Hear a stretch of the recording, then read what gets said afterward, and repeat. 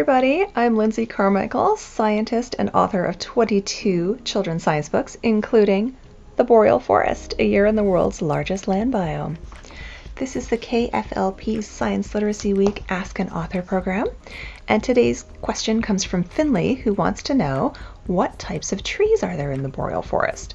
So I'm going to show you a little picture here of what the Boreal Forest may often look like. Of course, the most famous trees in the Boreal Forest are the conifers, or the evergreens. Examples of conifers include pine, spruce, fir, and cedar trees, and these are the trees that have the needles that stay on them all winter long. Now, they've also got some great adaptations for surviving the long, cold boreal winters. For example, those needles are coated with waxes and resins that help seal in the moisture so the trees don't dry out during the long, dry winter. And the branches slope down away from the trunk, which helps the snow slide off of the tree instead of piling up and causing the branch to break from the weight of the snow.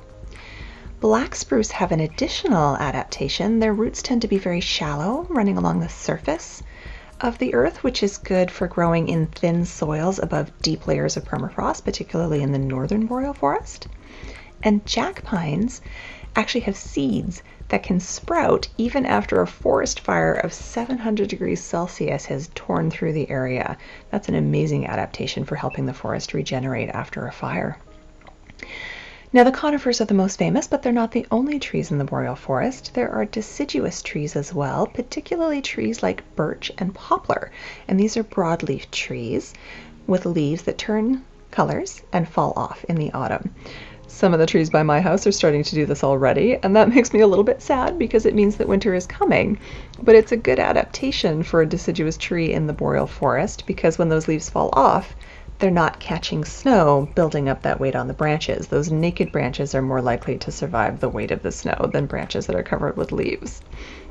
Now, there is one more tree species that I wanted to tell you about today, and that is the larch, or the tamarack, as it's known in Western Canada. These are really special trees because they are actually deciduous conifers. They have needles like a conifer, but their needles turn yellow and fall off in the autumn. It's the only deciduous conifer in the Canadian boreal forest, and larch are also found in every single province and territory across the country, so that makes them pretty special too. If you would like some additional information about the interesting trees that are found in the boreal forest, borealforest.org has some great info on boreal forest trees here in Ontario.